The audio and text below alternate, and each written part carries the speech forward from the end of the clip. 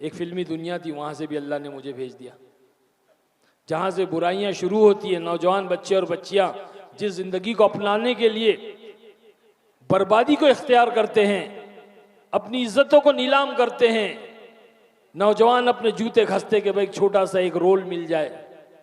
उस ज़माने में 90s की मैं बात कर रहा हूँ, 90 के दशक की बात कर रहा हूँ। मैं एक टॉप लेवल का एक एक्टर था, मुझे फिल्म फेयर अवार्ड के लिए नॉमिनेट किया गया था, फूल और कांटे के लिए मुझे नॉमिनेट किया गया था, best villain of the year, साल का बेहतरीन विलन।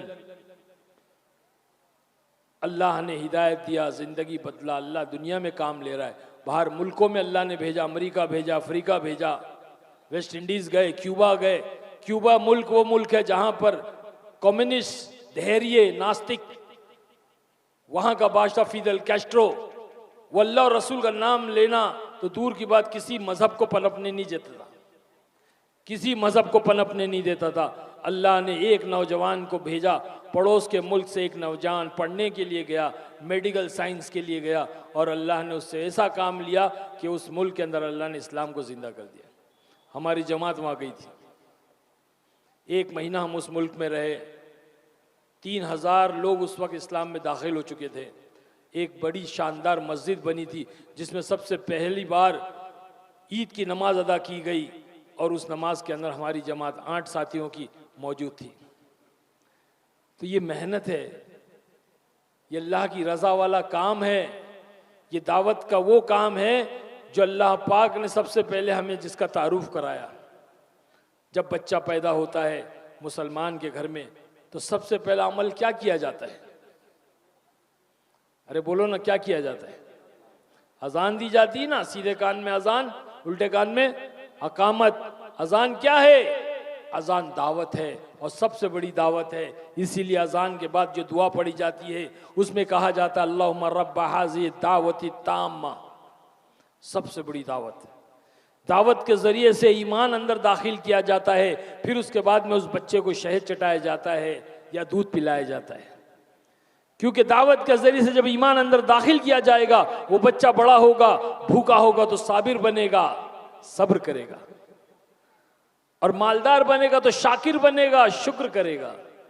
अगर दावत के जरिए से ईमान को अंदर दाखिल नहीं किया गया तो ये बच्चा जब बड़ा होगा, भूखा रहेगा तो डाकू बनेगा, और मालदार बनेगा तो फिरौन बनेगा। इसीलिए सबसे पहला तारुफ दावत।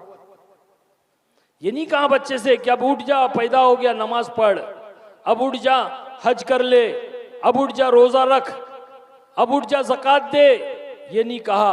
बल्कि सबसे पहले जो अमल सामने लाया गया वो दावत का अमल लाया गया, और दावत के जरिए से ईमान को अंदर दाखिल किया गया। अल्लाह खुद दाई है, इसीलिए अल्लाह ने अपने कलाम में सारे नबियों की दावत को पेश किया, किसी नबी की इबादत को पेश नहीं किया। सारे नबियों की दावत, नूह अलैहिस्सलाम की दावत, इब्राहिम अलैहिस्सलाम की दावत, मूसा अलैहिस्सलाम की दावत, ईसा अलैहिस्सलाम की दावत, हुजूर पाक सल्लल्लाहु अलैहि वसल्लम की दावत, शोएब अलैहिस्सलाम की दावत, लूत अलैहिस्सलाम की दावत, सारे नबियों की दावत को अल्लाह ने पेश किया, किसी की इबादत को नहीं पेश किया। अल्लाह को दाई से बड़ी मोहब्बत है। कुरान में अल्लाह ने यासीन को अपना दिल बनाया, कुरान का दिल बनाया, और उसके अंदर अल्लाह ने एक साहब का वाक़या बयान किया, हबीब नज्जार, जिसको अल्लाह के नबी सल्लल्लाहु अलैहि वसल्लम नाम से नहीं पुकारते थे, यासीन वाला साहब कहते थे। वो एक दाई थे, दाई का वाक़या अल्लाह ने बयान किया। मेरे भाई बुजुर्गों, दोस्तों, हमें दाई बनना है। जब हम दावत देंगे, जिस चीज़ की हम दावत देंगे, ईमान की दावत देंगे, ईमान बनेगा। नमाज की दावत देंगे, नमाज बनेगी। इल्म की दावत देंगे, इल्म आएगा। जिक्र की दावत देंगे, जिक्र आएगा। अखलाक की दावत देंगे, अखलाक आएगा। इखलास की दावत देंगे, इखलास आएगा। अल्लाह के रास्ते में निकलने की दावत देंगे तो हम खुद सबसे पहले अल्लाह के रास्ते में निकलेंगे। अल्लाह हमें सबसे पहले अल्लाह के रास्ते में निकालेगा। जब हम लोगों को अल्लाह के रास्ते में निकलने की दावत देंगे, अल्लाह हमें सबसे पहले तौफीक देगा।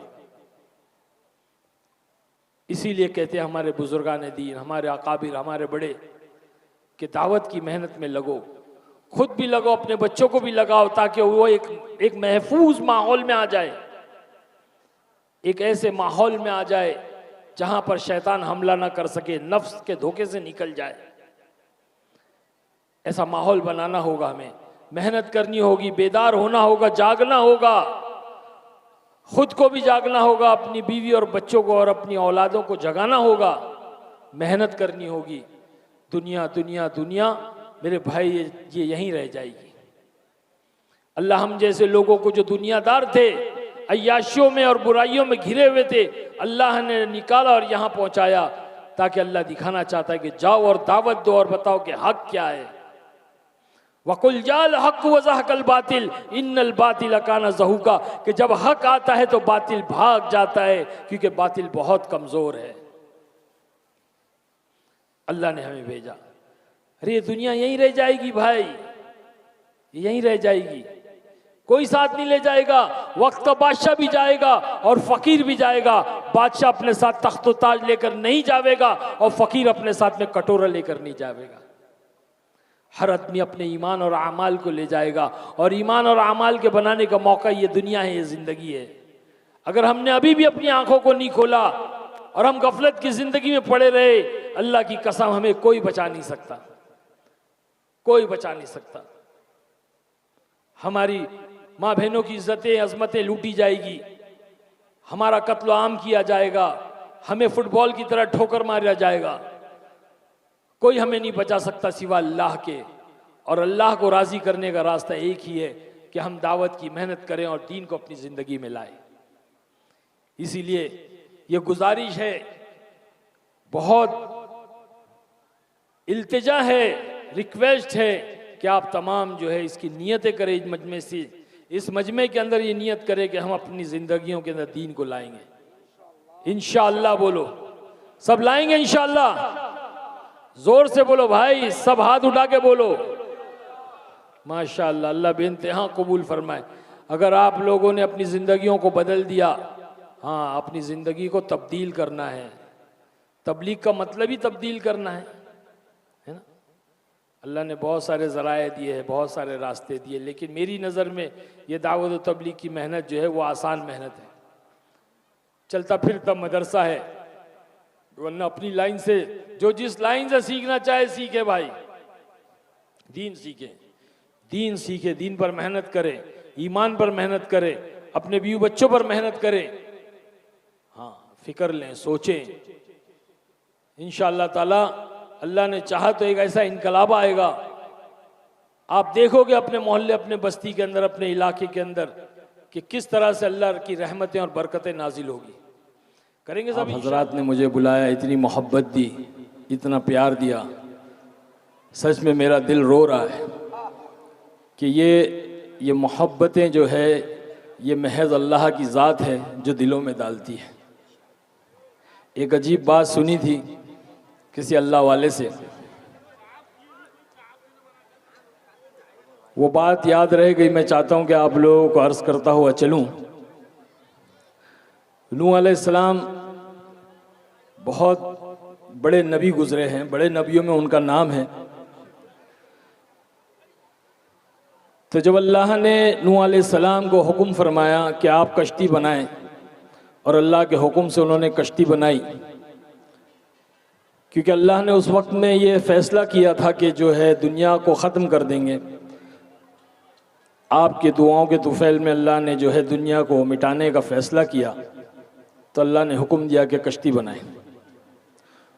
अल्लाह के हुक्म से नूह अलैहिस्सलाम ने कश्ती बनाई। फिर अल्लाह ने हुक्म दिया कि इस कश्ती के अंदर जानवरों के तमाम जोड़ों को दाखिल कर दो। तमाम जोड़े, पैर, मेल फीमेल, नर मादा, और अपने साथ में उन 80 या 82 लोग जो आपके ईमान पर, आपके हाथ पर ईमान लाए थे, उन लोगों को भी दाखिल कर लो। जब नूह अलैहिस्सलाम ने ये बात सुनी तो परेशान हो गए। अल्लाह से अर्ज़ किया है बारी ताला, वो 80-82 जो ईमान लाए हैं मैं उनको दाखिल कर लूँगा, और साथ ही मैं जो है तमाम जानवरों के जोड़ों को भी दाखिल कर लूँगा। लेकिन अल्लाह पाक, मैं इन तमाम जानवरों को काबू कैसे करूँगा? मैं इनको कंट्रोल कैसे करूँगा। ये तो एक दूसरे के दुश्मन हैं, इनके अंदर तो आपस में अदावतें हैं, नफरतें हैं, दुश्मनियां हैं। बिल्ली चूहे को खा जाएगी, कुत्ता बिल्ली को फाड़ देगा, शेर हिरन को खा जाएगा, भेड़िया बकरी को खा जाएगा, फलां इसको मार देगा, फलां उसको मार देगा। मैं इनको काबू कैसे करूंगा, कंट्रोल कैसे करूंगा। अल्लाह जल्ले जलालहू व मनावालू ने अजीब बात कही, कहा है नू, इनके दिलों के अंदर नफरतें डाली किसने, इनके दिलों के अंदर दुश्मनियां डाली किसने, इनके दिलों के अंदर अदावतें डाली किसने। तो नूह अलैहिस्सलाम ने फरमाया, अर्ज किया बारी ताला आपने। अल्लाह जल्ले जलालहू व मनावालू ने फरमाया तो फिर मोहब्बतें भी हम डालेंगे। अल्लाह ने पूछा नफरतें डाली किसने, तो कहा कि आपने, तो कहा कि मोहब्बतें भी हम डालेंगे। तो ये दिलों के अंदर जो मोहब्बतें डालने वाली ज़ात जो है वो अल्लाह की है। अल्लाह ने आप हजरात के दिलों में मेरे लिए मोहब्बत दाखिल की, इसमें मेरा कोई कमाल नहीं है, ये तो अल्लाह का दीन है, महज अल्लाह का दीन, जिसकी निस्बत से हम जुड़ गए, जिस मेहनत से हम जुड़ गए, अल्लाह ने इसकी बरकत से लोगों के दिलों के अंदर मोहब्बतें डाल दी। मेरे भाई बुजुर्गों दोस्तों, ये अल्लाह का फजल है, अल्लाह का करम है कि अल्लाह ने मुझे हिदायत दी और उस दुनिया से निकल करके मैं इस मेहनत में लग गया। इस रास्ते पर अल्लाह ने मुझे डाला। इस सिरातुल मुस्तकीम का रास्ता है, ये नबियों वाला रास्ता है, सहाबा वाला रास्ता है, ताबाइन तबे ताबाइन वाला रास्ता है, औलिया इकराम वाला रास्ता है, ये अल्लाह के नेक बंदों वाला रास्ता है, अल्लाह ही ने डाला।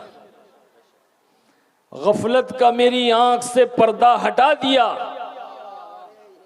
गफलत का मेरी आंख से पर्दा हटा दिया, बेशक ठोकर ने मुझे 2 कदम आगे बढ़ा दिया। वाह सुभान अल्लाह सुभान अल्लाह। गफलत का मेरी आंख से पर्दा हटा दिया, बेशक ठोकर ने मुझे 2 कदम आगे बढ़ा दिया। वाह और खुश हो रही थी, खुश हो रही थी, और खुश हो रही थी बुझाकर जो आंधियां, बेशक अल्लाह ने उसी चिराग को फिर से जला दिया। वाह सुभान अल्लाह सुभान अल्लाह।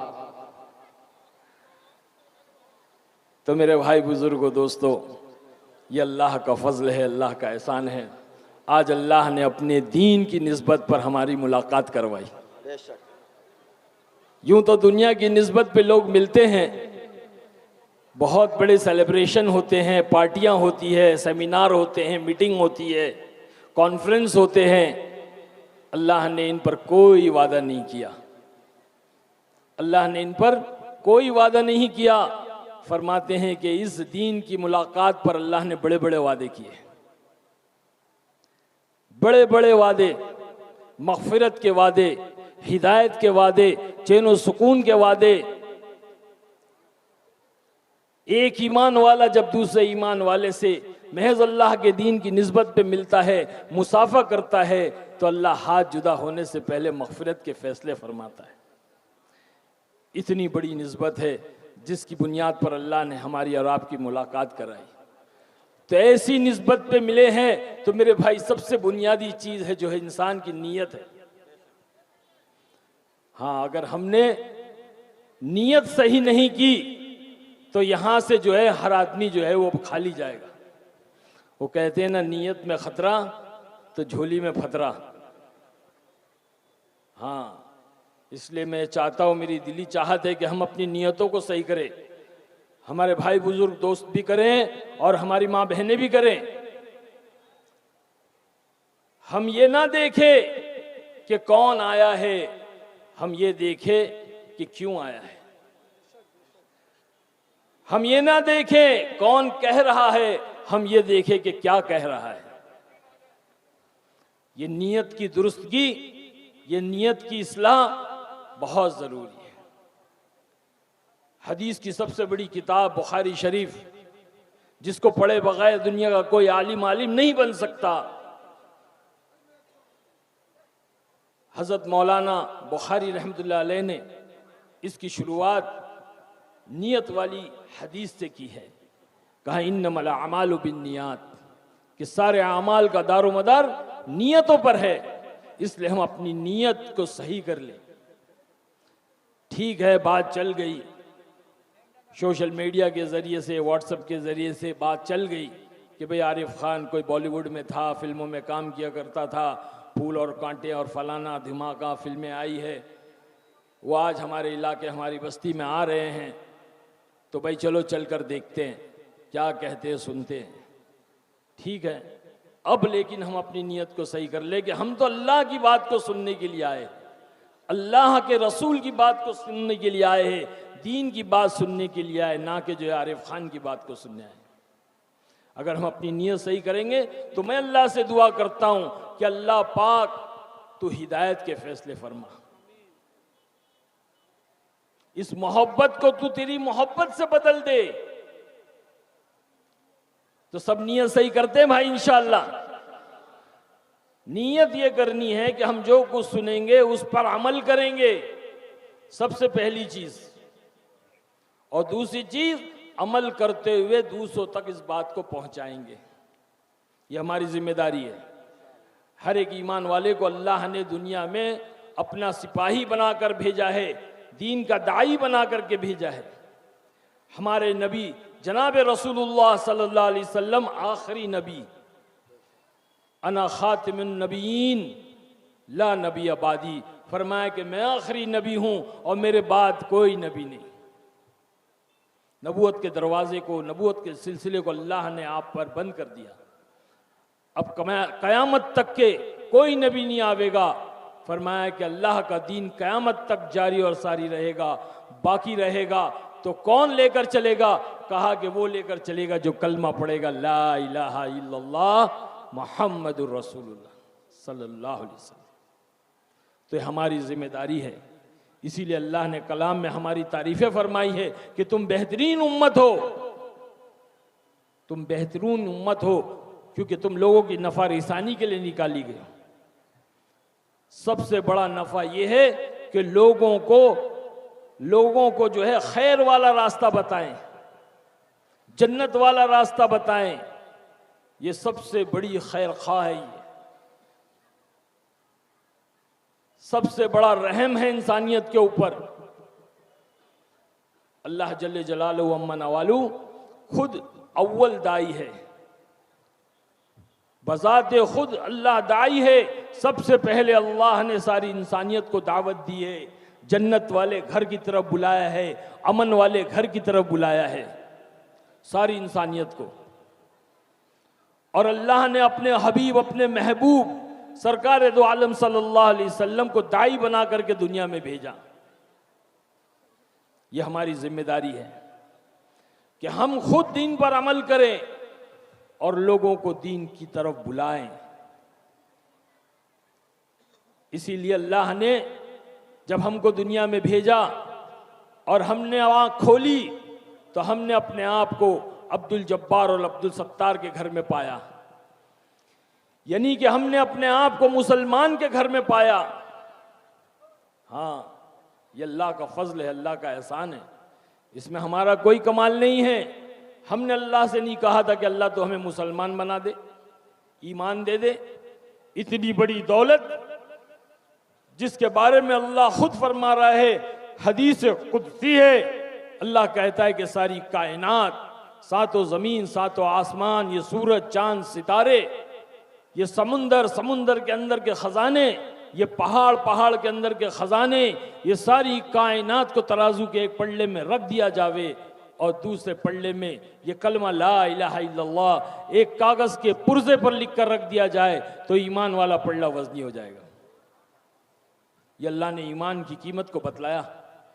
वो ईमान अल्लाह ने मुझे और आपको अता फरमाया है। हमने कभी इसके बारे में सोचा नहीं, कभी फिक्र नहीं की। हाँ, अलबत्ता हम फक्र में मुब्तला हो गए।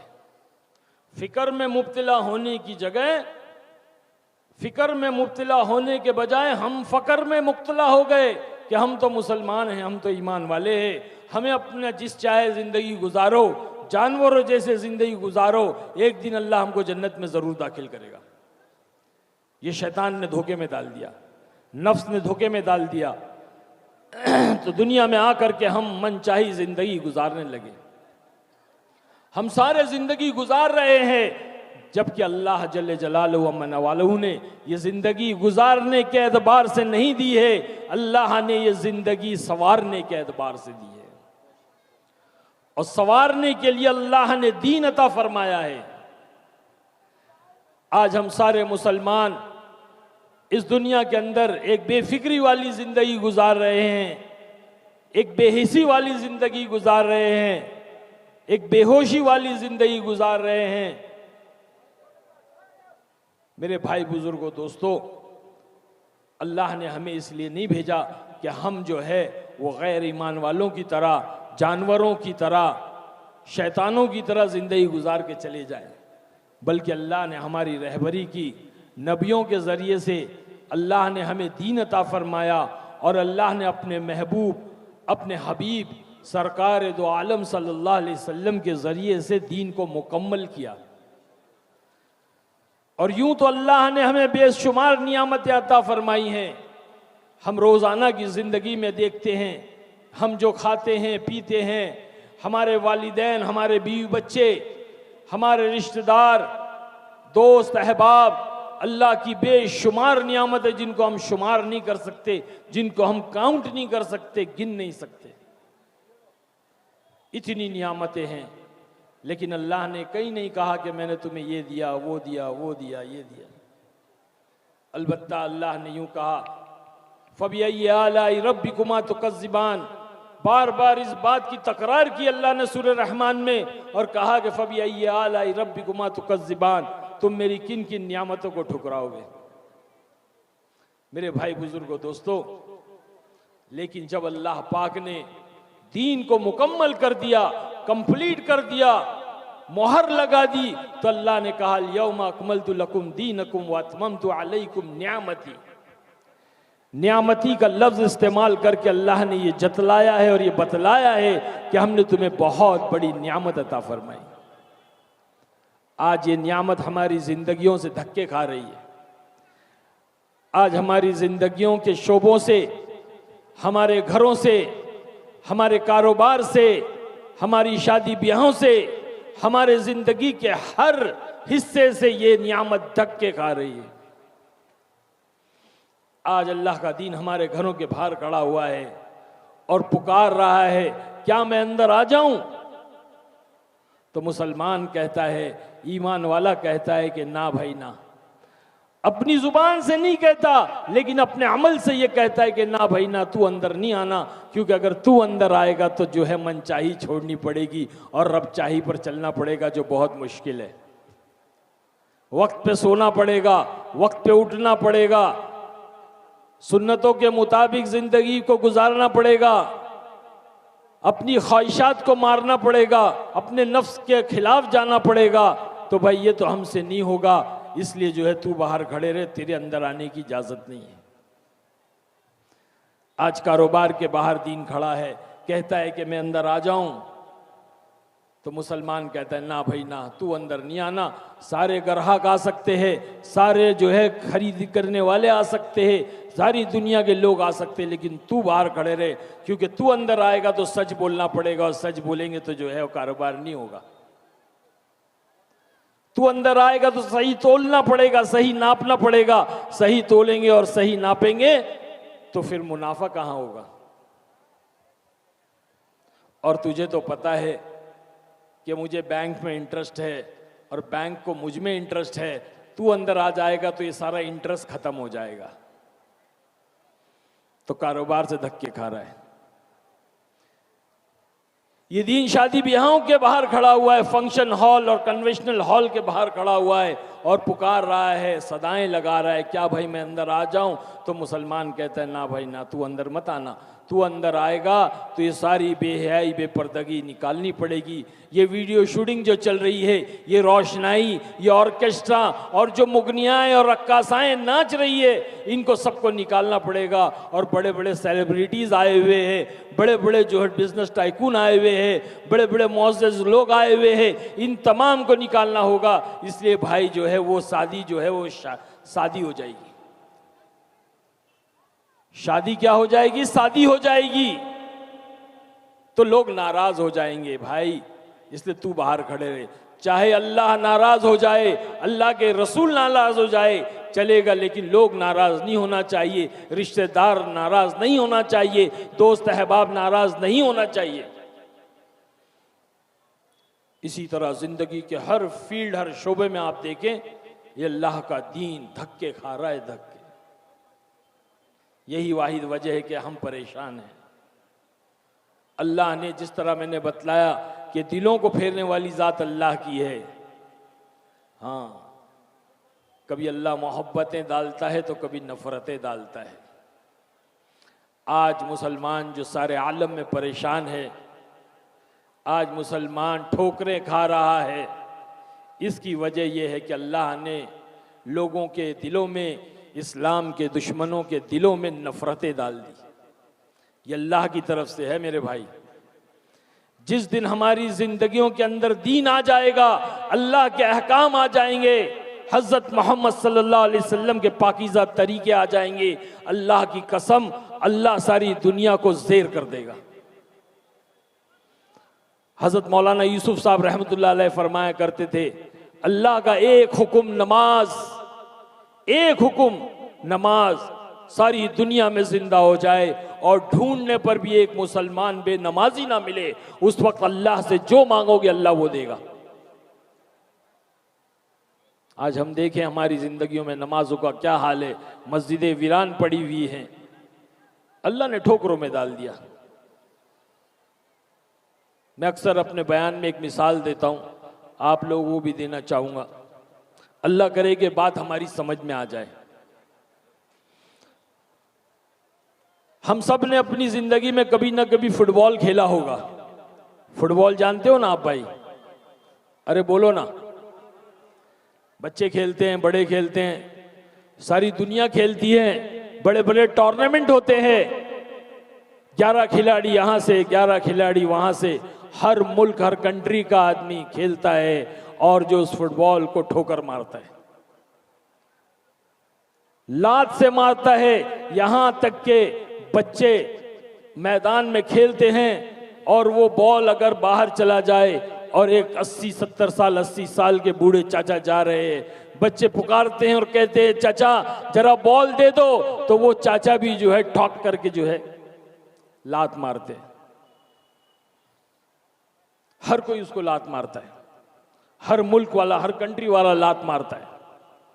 मेरे भाई, अगर कोई उस फुटबॉल को उठाए अपने हाथों में और उससे सवाल करे, ये पूछे कि तूने क्या गलती की है, तेरी क्या खता है, तेरा क्या जुर्म है, लोग तुझे लात से क्यों मारते हैं?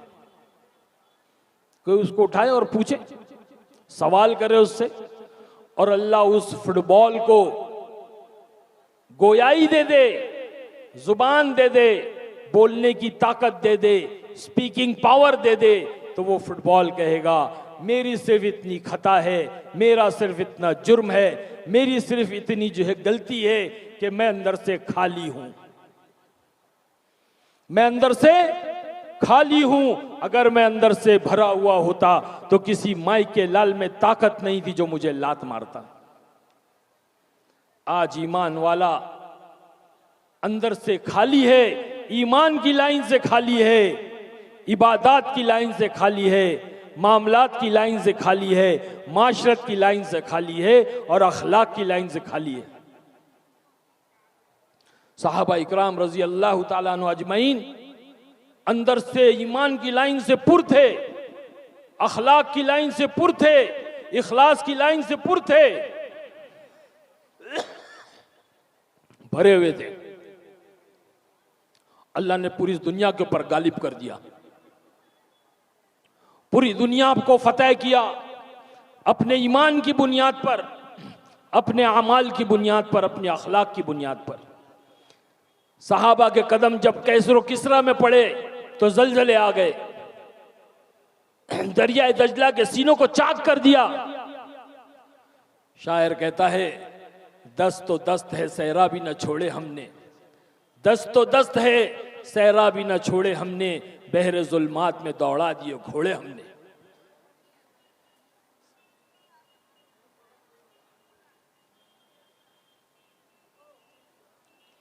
आज अगर हम चाहते हैं कि हम कामयाब हो जाएं, अल्लाह हमें भी वो इज्जतें अता फरमाए जो अल्लाह ने सहाबा को अता फरमाई, वो कामयाबियां जिसके हम मुतमन्नी हैं, हमारी चाहत है कि हम भी कामयाब हो जाएं, हमारी जिंदगी बरकतों वाली हो जाए, राहतों वाली हो जाए, चैन और सुकून वाली हो जाए, अमन व अमान वाली हो जाए, तो हमें भी चाहिए कि हम सहाबा के नक्श व कदम पर चले।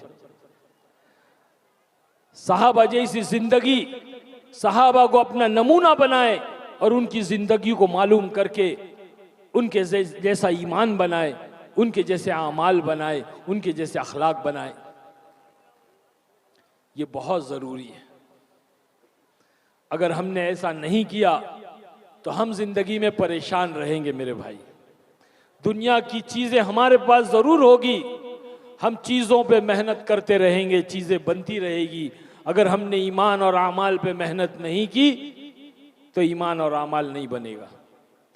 जिस चीज पर मेहनत होती है वो चीज बनती है। किसान जमीन पे मेहनत करता है तो गल्ले उगते हैं, इंजीनियर जो है मट्टी और गारे पे मेहनत करता तो इमारतें बनती है, लोहे पे मेहनत करी लोगों ने तो हवाई जहाज बना दिया। इस तरह से दुनिया की हर चीज पे मेहनत की चीजें बन गई, ईमान पे मेहनत नहीं की तो ईमान नहीं बना। सहाबा ने ईमान पर मेहनत की थी, आमाल पे मेहनत की थी। अल्लाह ने इतना माल अता फरमाया, इतना माल अता फरमाया कि सहाबा के पास रखने के लिए जगह नहीं थी। उस पर भी रोते थे और कहते थे या अल्लाह हमारी कुर्बानियों का सिला और बदला तूने दुनिया में तो नहीं दे दिया। डरते थे इस बात से, कहते थे अल्लाह हमने ये जो भी कुर्बानियां दी है तेरे दीन की खातिर, ए अल्लाह ना हमने जन्नत के शौक में किया, ना हमने जहन्नम के खौफ में किया, हमने जो कुछ किया ए अल्लाह तेरी रजा के लिए किया। तो अल्लाह ने कहा सदकता, सच कहा, इसीलिए अल्लाह ने रजा का परवाना दे दिया। रज़ी अल्लाह तआला अन्हु व रज़वान, तुम मुझसे राजी मैं तुमसे राजी। अल्लाह ने रजा का परवाना, एक सर्टिफिकेट अता फरमाया, मोहर लगा दी। और अल्लाह के नबी सल्लल्लाहु अलैहि वसल्लम ने सहाबा को कहा कि मेरे सहाबा सितारों की मानिंद है। असहाबी कल नुजूम इख्तदैतु इह्तदैतु, जो मेरे सहाबा की इत्तिबा करेगा वो फला तक पहुंच जाएगा। सितारा क्यों कहा? क्योंकि सितारे बुलंद होते हैं, सितारे रोशन होते हैं, सितारे चमकदार होते हैं, सितारे रहबर होते हैं। आज हम गूगल को इस्तेमाल करके अपनी मंजिल मकसूद तक पहुंचते हैं ना, उस जमाने में मुसाफिर जो है वो सितारों को देख करके अपनी मंजिल पर पहुंचते थे। सहाबा रहबर है, कयामत तक आने वाले इंसानों के लिए रहबर है। उनके जैसी जिंदगी हम बनाएंगे अपनी तो अल्लाह हमें माल देगा। आज हर आदमी की सबसे पहली चाहत क्या है कि माल मिल जाए, माल। हाँ, और माल का कमाना कोई बुरी बात नहीं है भाई, माल जरूरी है। माल होगा तो आप दीन के बहुत कार्य खैर है, बहुत सारी चीजें दीन की ऐसी है जिसको आप कर सकते हो। माल होगा तो आप ज़कात दोगे, मालदार के ऊपर अल्लाह ने ज़कात को फर्ज किया है। माल होगा तो आप हज करोगे, उम्रा करोगे। माल होगा तो आप मदारिस चलाओगे, आप मखातिब चलाओगे, आप दीनी इदारे जो है माल की बुनियाद पर चलते हैं। माल खर्च होता है तो माल का कमाना कोई बुरी बात नहीं है। माल होगा तो आप सदका खैरात करोगे, गरीबों की मदद करोगे। लेकिन हम माल के पीछे लगे, हमने कभी ये नहीं सोचा कि अल्लाह पाक ने लफ्ज़ आमाल के अंदर माल को छुपा के रखा है। अल्लाह पाक ने लफ्ज़ आमाल के अंदर माल को छुपा करके रखा है। बोलो आमाल, बोलो आमाल। आमाल, आमाल, आमाल, लफ्ज आमाल के अंदर अल्लाह ने माल को छुपा के रखा है। हम तो असबाब के पीछे पड़ गए, हम तो जैसे गोया टोटी के पीछे लगे हैं। नल के अंदर पानी नहीं है दोस्तों, पानी तो ऊपर टांकी में है। इधर एक नल लगा लिया, उधर एक नल लगा लिया, उधर एक नल लगा लिया। अरे पानी टोटी में नहीं है, नल में नहीं है, पानी तो ऊपर टांकी में है। जाओ टांकी से लो, बकेट डुबाओ और भर भर के ले लो। तो रोजी और माल के खजाने तो अल्लाह के पास ऊपर है, जिसको लेने की जरूरत है। जो अमाल करेगा अल्लाह पाक उसको भर भर के देगा। ये मेरा दावा है, कसम खा के कही जा सकती है बात। अल्लाह ने सहाबा को दे करके दिखला दिया, सारी दुनिया को, कयामत तक आने वालों को दिखला दिया कि अल्लाह ने कैसा सहाबा को माल दिया। और अमाल के अंदर सबसे पहला अमल नमाज है, जिसको हम सारों ने छोड़ दिया है। हमें नमाज को इस कदर पकड़ना है, इस कदर नमाज को हमें करना है, नमाज को कायम करना है कि अल्लाह हमसे राजी हो जाए। अल्लाह ने किसी हाल में नमाज माफ नहीं किया मेरे भाई। और नमाज आदमी कब पढ़ेगा, अमाल आदमी कब करेगा? जब उसके ईमान के अंदर ताकत पैदा होगी, ईमान के अंदर तकवीयत पैदा होगी, ईमान के अंदर मजबूती आएगी, तो अमाल करेगा आदमी। इसकी मिसाल ऐसी है जैसे आदमी ने एक बड़ी कीमती गाड़ी खरीद ली, लेकिन उसके अंदर पेट्रोल नहीं है, तो गाड़ी चलेगी भाई? अरे बोलो ना, चलेगी? मर्सिडीज ले आया, BMW ले आया, रोल्स रॉयस ले आया, गोकाटी वेरॉन ले आया, कीमती गाड़ी, करोड़ों रुपए की गाड़ी है, लेकिन पेट्रोल नहीं डाला अंदर। और एक आदमी ने छोटी सी गाड़ी लाया, मारुति, उसने भी अंदर पेट्रोल नहीं डाला, तो क्या वो चलेगी? तो पता चला बड़ी गाड़ी हो, छोटी गाड़ी हो, बगैर पेट्रोल की ताकत से नहीं चल सकती। इसी तरह बड़ा आदमी हो, छोटा आदमी हो, अमीर हो, गरीब हो, गांव का रहने वाला हो, शहर का रहने वाला हो, जब तक के ईमान का पेट्रोल अंदर नहीं पड़ेगा, अमाल की गाड़ी नहीं चलेगी। इसीलिए जो है अल्लाह के रास्ते में निकाला जाता है कि बंदा अल्लाह के रास्तों में निकले और निकल करके ईमान की मेहनत करे। ईमान जो है वो मेहनत से बनता है। जिस तरह हम देख रहे हैं कि दुनिया की चीजें मेहनत से बनती है, उसी तरह से ईमान भी मेहनत से बनता है। सहाबा कहते हैं हमने 11 साल ईमान की मेहनत की, 11 साल। तालमनल कुरान सुम्मा तालमनल ईमान सुम्मा तालमनल कुरान। हमने पहले ईमान सीखा, बाद में कुरान सीखा।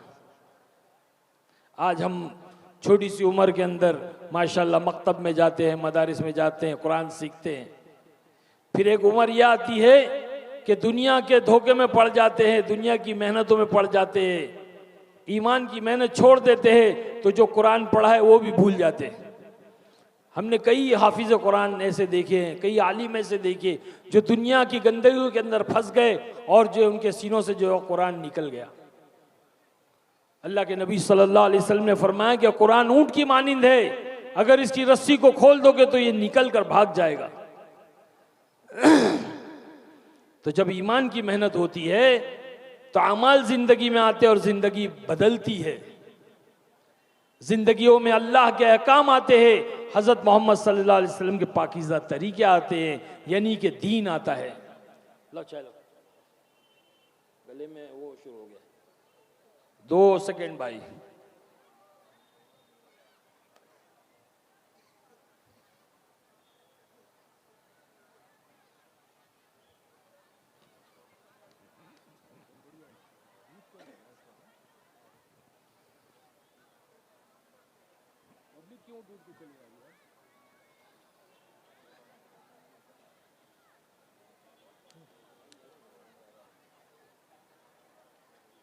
भाई हो गया, ज्यादा बात नहीं करेंगे। आप हजरात भागे नहीं, खड़े रहें भाई।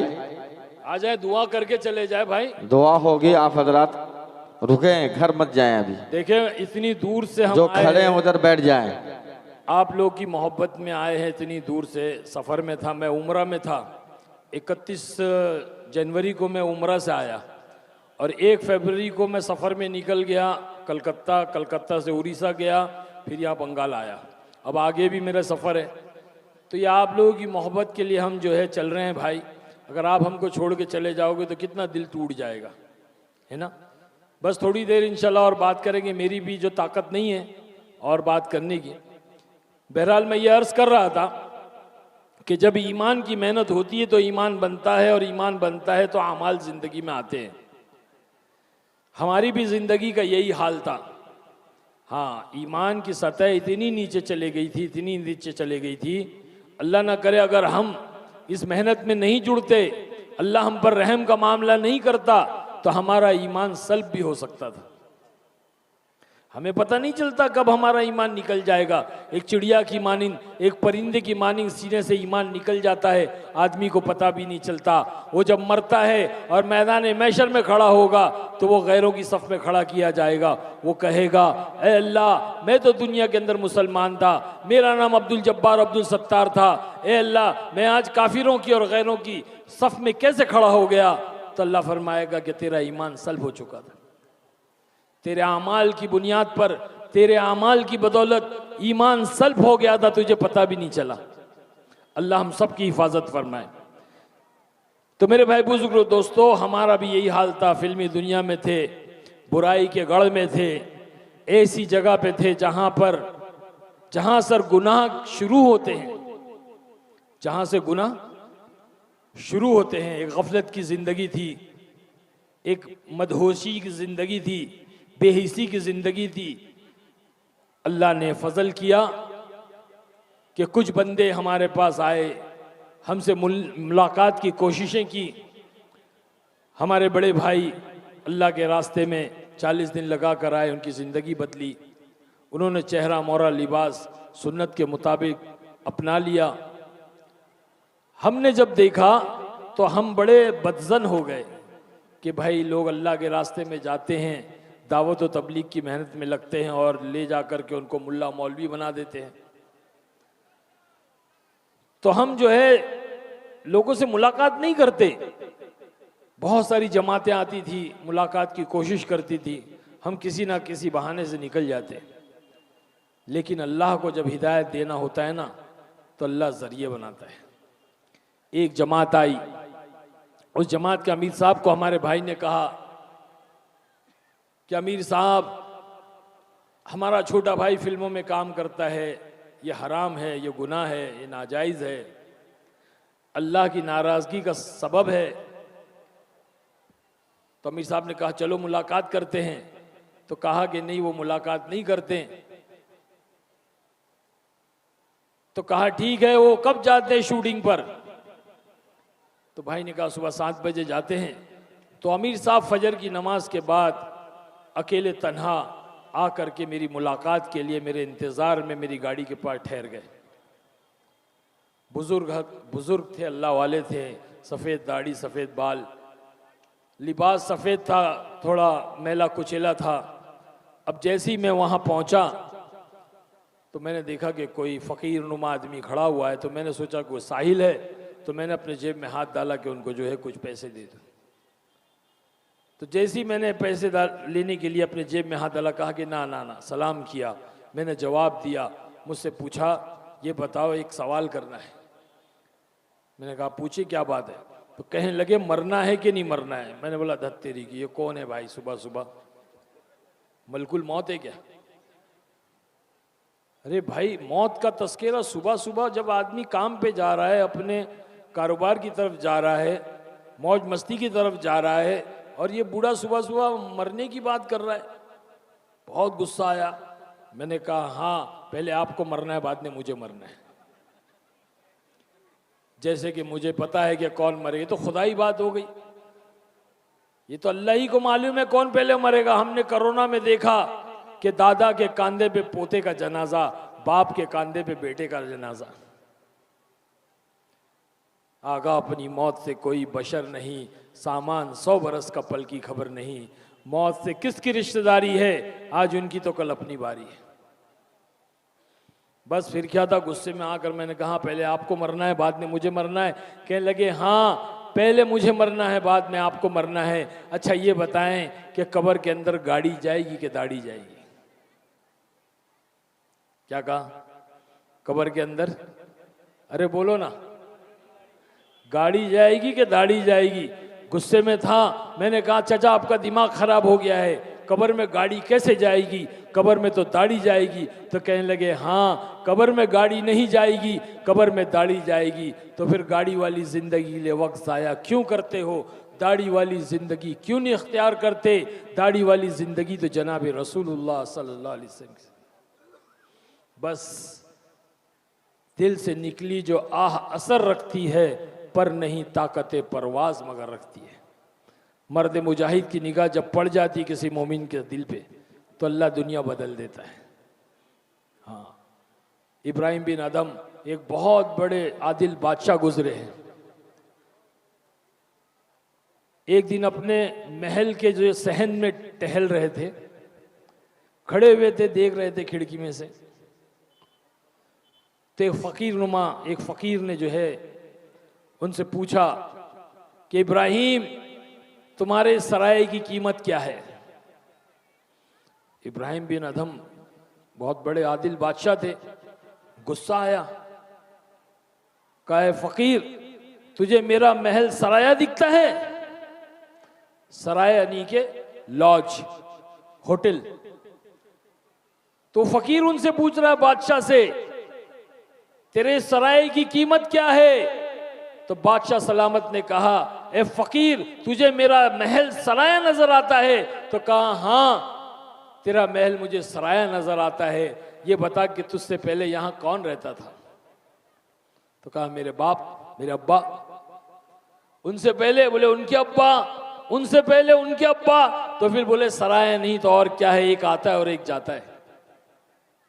क्या कहा? एक आता है और एक जाता है। फकीर की बात सुन करके दिमाग खराब हो गया, टेंशन में आ गए, परेशान हो गए।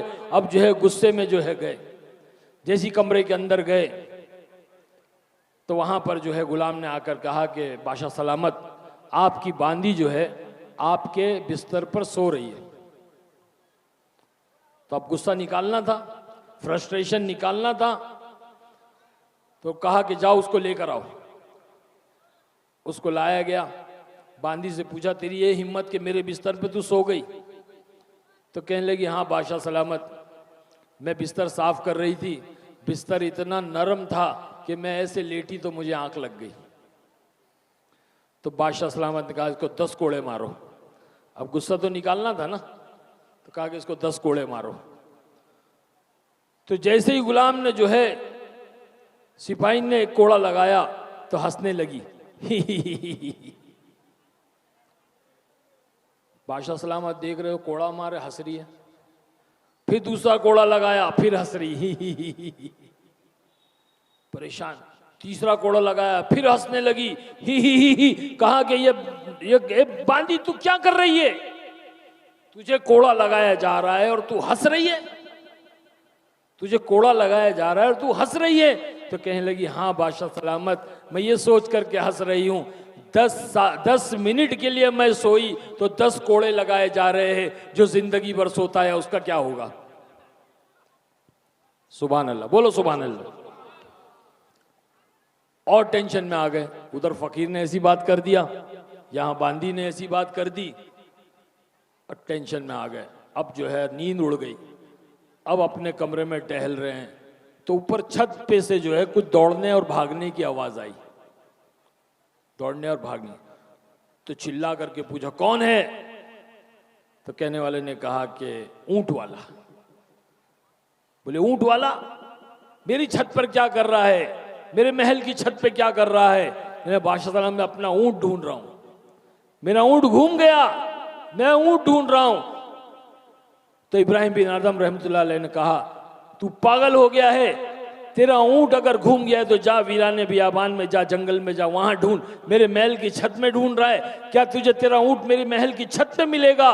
तो कहने वाले ने कहा हाँ बादशाह सलामत, जिस तरह से मेरा ऊंट आपकी महल की छत में नहीं मिलेगा, वैसे अल्लाह भी आपके महल में नहीं मिलेगा। बस समझ गए बात कि ये इशारे अल्लाह की तरफ से है। फौरन अपना चोला उतारा, अपना बादशाह का लिबास उतारा और जो है एक टाट का पेवन ले करके निकल गए। अल्लाह के जो है वो अल्लाह के रास्ते में निकल गए। बरसों गुजर गए, बादशाह सलामत गायब, जंगलों वीरानों बियानबानों में चले गए। अब सारे जो है प्रजा परेशान, लोग परेशान, रियासत परेशान, सिपाही परेशान, उजरा और उमरा सब परेशान। बादशाह सलामत गए कहाँ? अब ढूंढने लगे, ढूंढते ढूंढते एक जमाना गुजर गया, बादशाह सलामत नहीं मिले। कई बरसों के बाद में किसी ने इत्तला दी कि बादशाह सलामत जो है एक फकीराना होलिये में एक नदी के किनारे बैठे हुए, चलो चलते हैं और उनको लेकर आते हैं।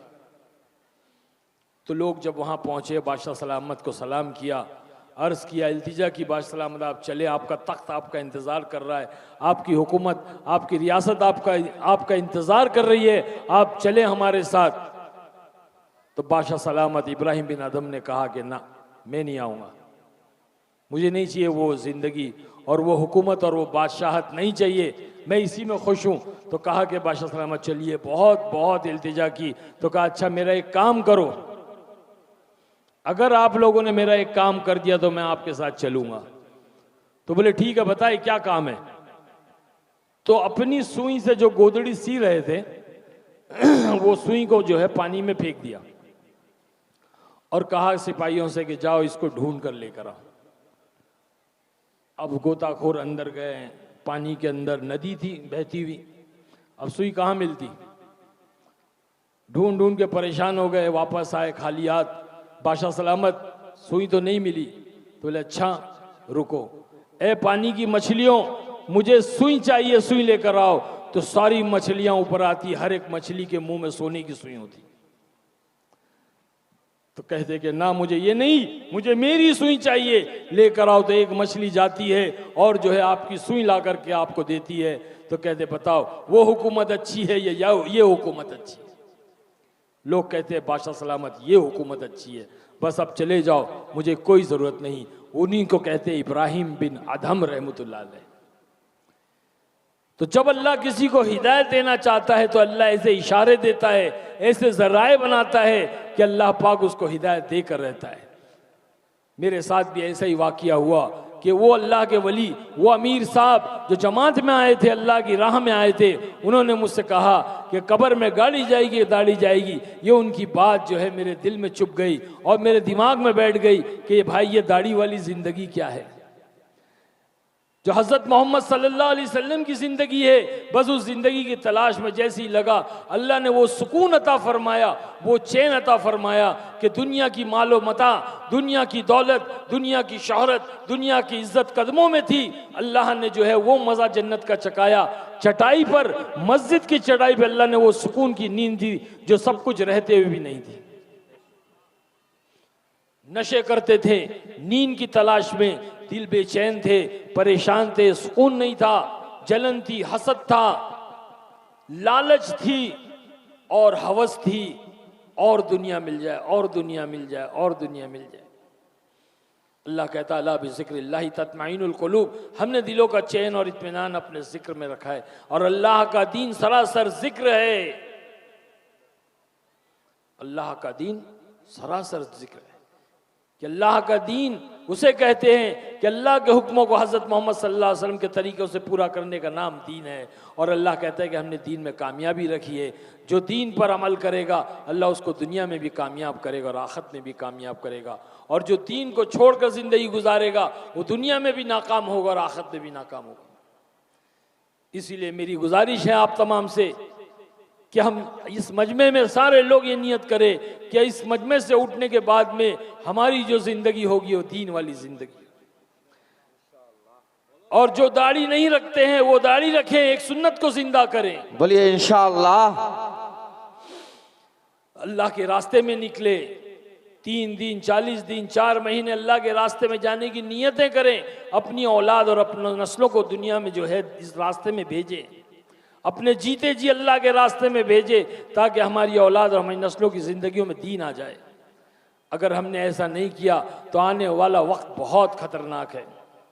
हम तो बम्बई में रहते हैं, हमें पता है कि दुनिया कितनी खतरनाक और कितनी गंदी होती जा रही है, कैसी साजिशें और कैसी प्लानिंग मुसलमानों के बच्चों को जो है वो नशों में मुब्तला कराया जा रहा है, और जो है बुराई में मुब्तला कराया जा रहा है, और जो है जुओं में मुब्तला कराया जा रहा है।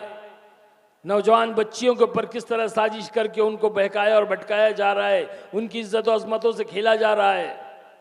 ये सारी साजिशें इस्लाम के दुश्मनों की चल रही है। हमें अभी भी मोहतात हो जाना चाहिए, अलर्ट हो जाना चाहिए, जाग जाना चाहिए, और ये बेहोशी की ज़िंदगी से निकल जाना चाहिए। अगर अब भी हमने अपनी आंखों को नहीं खोला, हम बेदार नहीं हुए, हम मोहतात नहीं हुए, तो कल हमारे बचाने वाला कोई नहीं रहेगा। कुछ नहीं करना है, हमें किसी से टकराना नहीं है, किसी से शिकायत नहीं करना है, बस हमें अल्लाह की रस्सी को पकड़ना है, अल्लाह के दीन पर चलना है, नमाजों को कायम करना है। आने वाला महीना मुबारक महीना रमजान का है।